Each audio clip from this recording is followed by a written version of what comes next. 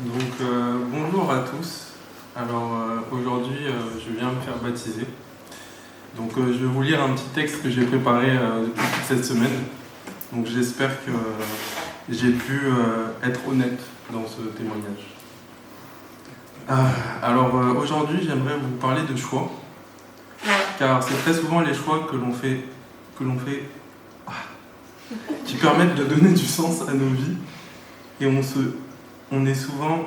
ils sont souvent révélateurs de nos convictions les plus profondes. Faire un choix peut parfois faire un peu peur, car les choix nous engagent. Si je vous ai invité aujourd'hui, c'est parce que j'aimerais que vous soyez témoin d'un choix important dans ma vie. J'ai fait beaucoup de mauvais choix dans ma vie, mais le choix que je fais aujourd'hui est sûrement le meilleur que je ferai de toute ma vie. Je vais me présenter rapidement. Je m'appelle Claude Reynaldi Bemba. Claude, c'est mon premier prénom. C'est le nom de mon père qui devait être là aujourd'hui. Je suis né le 20 juillet 1991 à Villeneuve-Saint-Georges et j'ai 34 ans. Je suis le fils de Jean-Claude Bemba et de Bienvenue Noël Concours. Mes parents viennent du Congo-Brazzaville. J'ai grandi en région parisienne, mon enfance a été plutôt joyeuse. Je viens d'une famille plutôt modeste, mais on avait l'essentiel. J'étais un enfant curieux, joyeux, obéissant, apparemment, un peu têtu, peut-être même beaucoup. Aussi loin que je me souvienne, j'ai toujours cru en Dieu. Pour moi, c'était impossible que ce monde existe par pur hasard. Je viens d'une famille chrétienne et la foi a toujours été présente. Je me souviens toujours de ma mère. Je la voyais souvent prier dans les moments difficiles, en lari. C'est la langue maternelle de mes parents. J'ai aussi découvert Dieu à travers le film Les 10 commandements et ma petite Bible illustrée. Je priais régulièrement et demandais à Dieu d'aider mes parents et aussi, soyons honnêtes, pour avoir des cadeaux de Noël. Puis est arrivée l'adolescence et beaucoup de choses ont changé. J'ai commencé à réaliser certaines choses autour de moi. Les difficultés à l'école, les injustices, le racisme et la pression familiale, tous ces ingrédients ont commencé à me faire douter des adultes et du monde et de la vie en général. Le petit garçon joyeux a laissé place à un ado renfermé, froid et indifférent. J'avais beaucoup de colère en moi, beaucoup de frustration, le sentiment de ne pas être à ma place, de ne jamais être assez bien, de devoir toujours prouver ma valeur pour être aimé. Et tout ça a créé un sentiment de rejet en moi. Le rejet s'est transformé en frustration, la frustration en colère et la colère en haine. Une haine du monde et de la vie en général. Ce qui m'a créé beaucoup de problèmes, je vous laisse imaginer. Alors durant cette période, je me suis fait une promesse de ne plus jamais compter sur personne, de ne plus rien attendre de personne, même pas de Dieu. Avec le recul, je vois à quel point c'était une folie, mais à l'époque, cela avait du sens pour moi. Je voulais être fort, je devais être fort, je ne voulais plus souffrir. Mon cœur devait devenir dur comme de la pierre. Comme ça, plus rien ne pourrait m'atteindre. C'était soit ça ou devenir fou. Et petit à petit, j'ai construit une illusion de n'avoir besoin de personne. Ma relation avec Dieu est devenue de plus en plus distante. Je continue à prier, mais je ne priais plus. Pour moi, seulement pour les autres, comme si moi je n'avais pas besoin d'aide. Quel doux mensonge et quel orgueil, le côté congolais sûrement. Les années ont continué comme ça, et je finis par me convaincre. Je suis maître de mon destin. Je faisais ce que je voulais. Je faisais semblant d'être indifférent et je vivais avec les excès de ce monde. Cela flattait mon ego de me dire que je plie la réalité à ma volonté, un peu égocentrique, le Reynaldi. Mais au fond de moi, quelque chose manquait. Quelque chose n'était pas satisfait. Je sentais qu'il existait quelque chose de plus grand que le plaisir, plus grand que la performance, plus grand que la force. Je cherchais du sens, quelque chose pour lequel il vaudrait la peine de vivre et même de donner sa vie. Pendant un temps, j'ai répondu à ce besoin à travers l'art et le dessin, le dépassement de soi. J'ai cherché dans le développement personnel, dans le bouddhisme, dans le sport. Mais rien de tout cela ne répondait totalement à mon besoin. C'est toujours éphémère, j'avais toujours le sentiment d'insatisfaction, que ce n'est pas assez. Puis est arrivée l'année de mes 29 ans, et là Dieu est venu frapper à ma porte.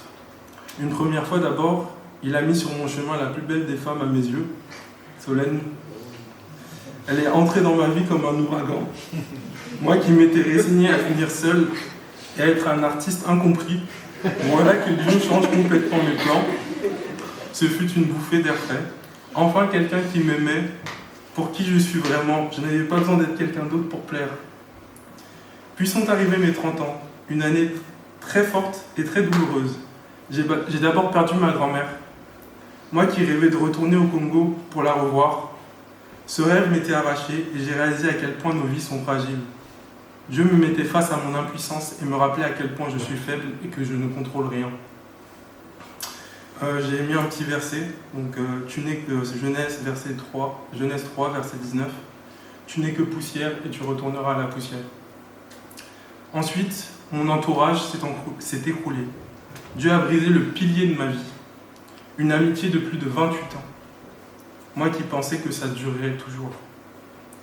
Et me voilà, 30 ans, le cœur brisé, humilié, impuissant, avec plus que mes yeux pour pleurer et beaucoup de colère et de frustration. Mais avec Dieu, car avec Dieu il y a toujours un mais, c'est précisément à ce moment-là qu'il m'a montré son amour et sa grâce. Il m'a montré la valeur de la femme qu'il avait placée à mes côtés. Elle est restée forte, même face à la dureté de mon cœur. Elle a fait quelque chose pour moi que je n'oublierai jamais. Elle a traité mes proches comme si c'était sa propre famille et je l'en serai éternellement reconnaissant. Il m'a aussi montré toute la colère, toute la haine que j'avais en moi. Il a commencé à guérir mes blessures. Il m'a révélé mon hypocrisie, car je voyais celle des autres et je ne voyais pas assez la mienne. C'est toujours plus facile de juger les autres que de se regarder soi-même. Et j'ai mis un verset, donc Matthieu 7. Pourquoi vois-tu la paille dans l'œil de ton frère alors que tu ne vois pas la poutre qui est dans le tien? Dieu a aussi agi au travers de rencontres, une en particulier. Un certain Silvio qui a habité chez nous un moment, un jour durant une conversation sur Dieu avec Silvio, il m'a questionné sur ma relation avec Dieu. Je lui ai fait part de mes doutes et de mes frustrations et il m'a dit quelque chose de simple et qui a été libérateur pour moi. Il m'a simplement dit « Pourquoi ne le dis-tu pas à Dieu ?» C'était un choc pour moi. Jusqu'à maintenant, ma relation avec Dieu et mes prières ressemblaient à des comptines récitées que j'avais apprises par cœur. Et ma vision de Dieu était celle d'un père accusateur et impitoyable, que je devais craindre et obéir. J'avais toujours eu l'impression que Dieu avait mieux à faire que d'écouter les prières banales et insignifiantes d'un occidental privilégié. Mais j'avais tort. Ça m'a aussi fait réaliser que j'en voulais énormément à Dieu. Oui, moi, Rinaldi, j'en voulais à Dieu. Je me vengeais contre lui à travers mes comportements destructeurs et je lui en voulais pour son silence. Je lui en voulais d'avoir créé un monde si injuste et imparfait. Et donc je fis cette prière. Pour la première fois, je venais devant Dieu avec tous mes reproches et toute ma colère. Une fois cette prière finie, pas de réponse, le silence habituel. Donc je continue ma semaine, et puis un jour dans la semaine, dans mon balcon, je regarde la nature et je fus frappé par la beauté de la nature. Quelque chose en moi, qui avait toujours été fermé, était comme ouvert. Je réalisais que mon cœur était fermé et je me mis à pleurer, comme ça, devant la nature. Mais ce n'étaient pas des pleurs de tristesse. Ces larmes étaient différentes. J'étais vraiment troublé. Moi, Rinaldi qui pleure presque jamais, j'étais là devant un arbre à pleurer. J'étais envahi d'un sentiment de plénitude et de paix. Enfin, le repos. Un sentiment de nostalgie m'envahissait. Puis soudain, une conviction vient dans mon cœur. Un nom se révélait à moi. Un nom que j'avais oublié depuis longtemps. C'était celui de Jésus. Je suis resté assis, comme ça, un moment, un peu troublé par cette expérience, me demandant si j'étais devenu fou. Mais je devais me rendre à l'évidence. Je venais de faire l'expérience de quelque chose de nouveau. Cet événement déclencha en moi une envie de savoir un peu plus, de mieux comprendre la Bible. Et comme par hasard, quelques semaines plus tard, Solène revenait à la maison en me parlant d'une église avec un pasteur incroyable qu'elle avait rencontré et que je devais le rencontrer aussi. Vous l'aurez deviné, c'est notre bien-aimé Philippe. Et c'est comme ça que petit à petit, le Seigneur a changé ma vie. La Bible a commencé à prendre du sens. J'étais vaincu à plat de couture et humilié par Dieu. Il avait un plan pour moi et son plan était bien meilleur que tout ce que j'aurais pu imaginer. Moi qui pensais être au contrôle de ma vie, quelle blague. Face à un tel Dieu, je ne pouvais que reconnaître mon arrogance, mes erreurs et me repentir. Voilà ce que représente le Seigneur Jésus pour moi. Un ami fidèle qui me dira toujours la vérité, même celle que je n'ai pas envie d'entendre, même celle qui me fait mal. Et sachez que c'est une grâce que d'avoir un tel ami. C'est quelque chose de tellement précieux, car dans ce monde, vous trouverez facilement des amis pour vous flatter, pour vous mentir, mais avoir un tel ami, c'est quelque chose d'incroyable. Et je vais vous partager ce verset de Jean 6, verset 68. Simon-Pierre lui répondit, « Seigneur, à qui irions-nous? Tu as la parole de vie éternelle. » Depuis, ma vie a beaucoup changé. Dieu a remis de l'ordre dans ma vie. Il m'a permis de me marier. Il m'a donné des frères et sœurs. Il m'a entouré. Il m'a permis d'être un meilleur fils, d'être un meilleur frère, un meilleur ami, un meilleur mari. Il me reste encore beaucoup à apprendre, mais je peux envisager l'avenir avec sérénité, et cela grâce au Seigneur. Alors je vais terminer mon monologue, et j'espère que je n'ai pas trop duré longtemps. Je ne sais pas ce que l'avenir me réserve, mais jusqu'à maintenant, le Seigneur a été bon pour moi. Et donc je mets ma confiance en lui, et je vous partage ce dernier verset qui est peut-être mon verset préféré. 2 Corinthiens, verset 5.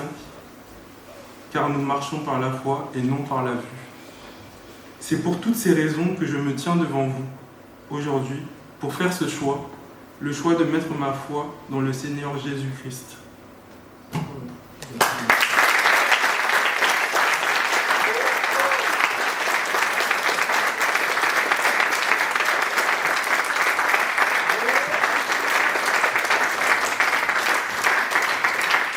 Merci beaucoup, Ganabi. C'était presque tout vrai à part la partie sur moi. On m'entend bien? Oui. Ganabi, t'as passé la barre haute. Hein. Bon. Du coup, pour commencer, j'ai toujours eu une vie très heureuse. Voilà, j'ai mon frère et moi. On a grandi dans une famille très aimante avec 2 parents qui nous aiment, qui nous ont toujours, qui ont toujours tout donné pour nous. On n'a jamais manqué de rien. Et je suis tellement reconnaissante pour ça. Voilà. Pour autant, depuis toute petite, j'ai toujours, mes parents, vous savez, j'ai pu me poser toujours beaucoup de questions. Je réfléchissais beaucoup surtout, à tel point que ça m'empêchait de dormir le soir. J'ai même vu une psychologue pour ça quand j'avais 7-8 ans, un truc comme ça. Voilà. En grandissant, pareil, j'avais toujours cette vie heureuse. Franchement, je ne me plaindrai jamais, je me plaindrai jamais. Mais à l'intérieur, j'étais toujours anxieuse. J'étais toujours anxieuse, stressée. J'avais très peur de la mort aussi. Comme beaucoup d'ados, comme beaucoup de gens à mon âge, je ne trouvais pas vraiment ma place. J'avais pas confiance en moi. Je me demandais qui j'étais vraiment, quel était le sens de ma vie, quel était le sens de la vie en général. Et voilà. Et je me souviens, c'est une anecdote, mais quand on était au collège, en physique-chimie, on étudiait l'univers, l'espace, tout ça. Et je me suis sentie tellement petite, en fait, tellement effrayée, tellement seule et perdue au milieu de cet immense univers. J'avais pas... sans repère, en fait. En plus de ça, j'étais quelqu'un qui voulait toujours très contrôler. J'étais extrêmement têtue. Bon, ça, je travaille encore dessus, hein, pour ceux qui me connaissent. Mais je pouvais être très colérique, jalouse, intransigeante envers les autres, envers moi-même, parfois même méchante, sans aucune raison, envers mon frère notamment, parfois. Donc voilà, en fait j'avais une vie heureuse, mais au fond de moi, je crois que j'ai toujours ressenti comme un manque, comme un vide, comme une sorte de grande question sans réponse. Ma mère et la famille de ma mère sont catholiques, de tradition catholique. Donc j'ai été baptisée bébé, on allait à la messe à Noël, mais je dis pas de bêtises si je dis que ça s'arrêtait globalement là, qu'on m'a pas vraiment, j'ai pas vraiment été élevée dans la foi, on m'a pas réellement parlé de Jésus plus profondément que ça. Mais voilà, mais pour autant je crois que dans mon cœur j'ai toujours cru en Dieu, j'ai toujours cru que il y avait quelque chose de plus puissant au-dessus de nous, quelque chose qui veillait sur nous, quelqu'un plutôt. Et donc voilà, mais en fait, je crois que ça me rassurait plus qu'autre chose, mais ça s'arrêtait là. Et c'est à peu près quand je suis rentrée au lycée, donc il y a 4 ans, que j'ai commencé à m'intéresser de plus près au christianisme, qui était censé être ma religion, mais à laquelle je connaissais en fait pas grand-chose. Donc, j'ai commencé à faire mes recherches. Je ne savais pas vraiment comment m'y prendre, par où commencer. Je regardais des vidéos explicatives, je regardais des témoignages. Voilà. Et un jour, à la sortie du lycée, quelqu'un m'a distribué une sorte de mini-bible de poche. Et vous voyez ce genre de mini-bible où il y a le Nouveau Testament, les psaumes et les proverbes. Bon, voilà. Et donc, à ce moment-là, j'ai compris que pour aller plus loin dans mes recherches, dans ma relation avec Dieu, il fallait que j'achète une Bible simplement et que je lise la Bible. Donc c'est ce que j'ai fait, enfin c'est plutôt mon père qui l'a fait, merci papa, qui m'a acheté une Bible. Et donc voilà, j'ai commencé à lire la Bible et c'est là que mon cœur a commencé à changer. En fait, en lisant les évangiles, j'ai découvert un message nouveau, rempli d'espoir et d'amour. En fait, je découvrais qui était réellement Jésus. Évidemment, comme tout le monde, j'avais déjà entendu parler de Jésus avant, je savais qu'il était le Fils de Dieu, et je crois même qu'à l'époque, je considérais déjà qu'il était Dieu. Mais en lisant sa parole, c'est là que j'ai commencé à vraiment le connaître, à découvrir son caractère, à comprendre ce qu'il avait fait pour nous et surtout à comprendre à quel point il nous aime. Et au fur et à mesure que je lisais, au fur et à mesure que j'apprenais à connaître Jésus et ses enseignements, c'était comme si toutes mes questions trouvaient leur réponse. C'était comme si toutes mes peurs que j'avais eues un peu depuis petite disparaissaient petit à petit et qu'elles commençaient à être remplacées par un sentiment nouveau, un sentiment de paix, un sentiment de confiance et surtout un sentiment d'amour. Donc voilà, c'était incroyable.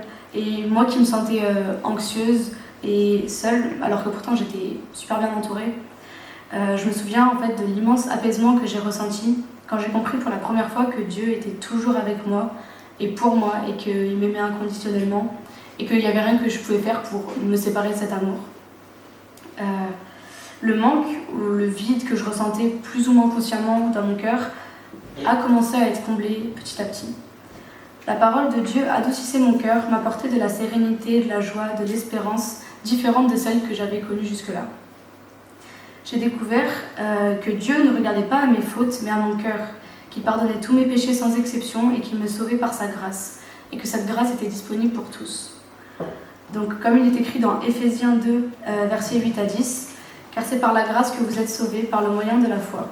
Et cela ne vient pas de vous, c'est le don de Dieu.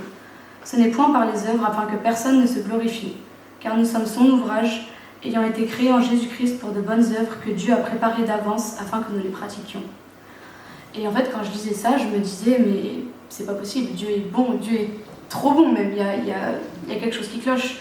Mais en fait, non, c'est possible. Dieu est aussi bon que ça, Dieu est infiniment bon. Et en fait, il est tellement bon que, comme ce que Philippe vient d'expliquer, il est tellement bon qu'il s'est fait lui-même homme, il est venu sur terre et il a payé le prix ultime afin que nous puissions vivre avec lui pour toujours. Plus je lisais la Bible, plus je me rapprochais de Dieu, plus je découvrais l'infinité de sa bonté et de son amour. Donc, le Dieu Tout-Puissant, le Créateur de l'univers, grâce à la mort et à la résurrection de Jésus, est devenu mon Dieu à moi, mon Sauveur, mon meilleur ami, toujours disponible pour moi. J'ai compris que Dieu était tout ce dont j'avais besoin. Et aujourd'hui, je peux fièrement dire que Jésus est tout pour moi. Et que franchement, je ne peux pas imaginer ma vie sans lui à l'heure actuelle. Et en même temps, donc quand je lisais la Bible, en même temps que j'apprenais à connaître Jésus, j'en apprenais aussi sur moi-même. J'ai compris que Dieu m'avait créé à son image, que j'étais sa fille bien-aimée, et que, comme tous ses enfants, je comptais plus que tout pour lui. Moi qui étais perdue, qui ne trouvais pas vraiment ma place et qui savais absolument pas quoi faire de ma vie et qui avait toujours été effrayée par ça, effrayée par l'avenir, j'ai appris, en fait, pour la première fois, que j'étais pas née au hasard et que Dieu avait un plan pour ma vie. Il est écrit dans Jérémie 29, verset 11, « Car je connais les projets que j'ai formés sur vous, dit l'Éternel, projets de paix et non de malheur, afin de vous donner un avenir et de l'espérance. » La parole de Dieu, comme ça, a effacé ma peur, petit à petit. Aujourd'hui, le futur est toujours flou pour moi, bien sûr, mais je suis sereine face à ça, parce que je sais que pour Dieu, il n'est pas flou, je sais que Dieu est au contrôle, et je peux lui faire confiance de tout mon cœur. Je n'ai plus peur de l'avenir, au contraire, je sais que Dieu a des plans magnifiques pour ma vie. Comme a dit Renaldis, des plans infiniment meilleurs que ceux que moi-même je ne pourrais jamais imaginer pour ma vie. Au fur et à mesure que j'approfondissais ma relation avec lui, il me montrait son amour. Il m'a déjà béni tellement de fois, il a déjà fait tellement de choses magnifiques dans ma vie et il continue de me montrer son amour tous les jours. Et pour ça, j'ai tellement hâte de voir tout ce qu'il a encore prévu pour moi, tout ce qu'il a en réserve pour moi. Voilà. Je suis ici pour le servir et mon plus grand souhait est de partager son amour dans tous les domaines de ma vie et pour toujours. Et au-delà de ma vie sur terre, je vis maintenant constamment dans la joie grâce à l'espérance de la vie éternelle avec Dieu. Donc ça fait maintenant 4 ans que j'ai rencontré Jésus, mais aujourd'hui je m'engage devant tout le monde à lui donner ma vie, car lui-même a donné sa vie pour moi. Voilà.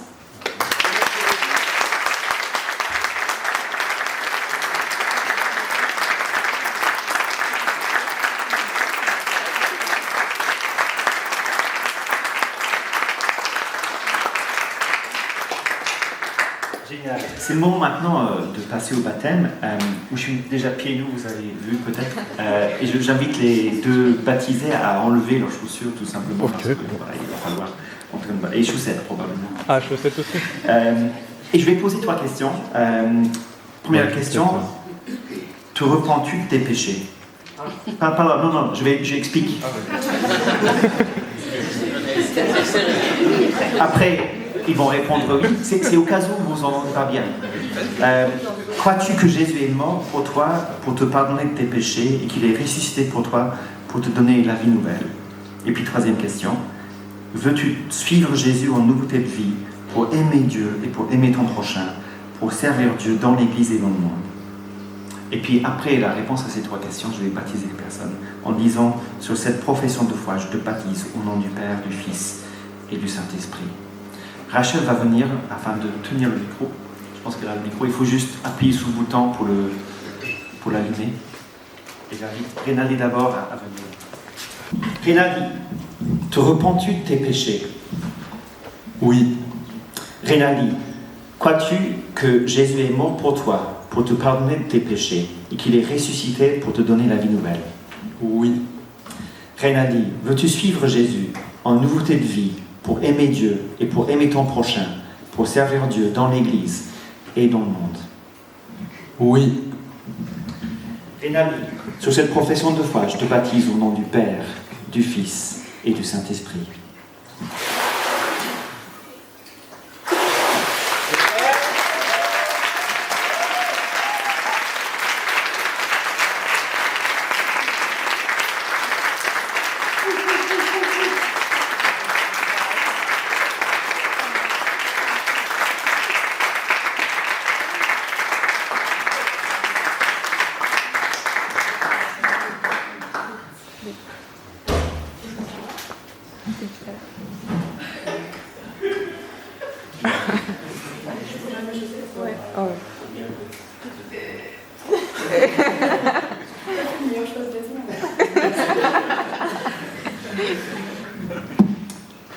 Cerise, te repens-tu de tes péchés?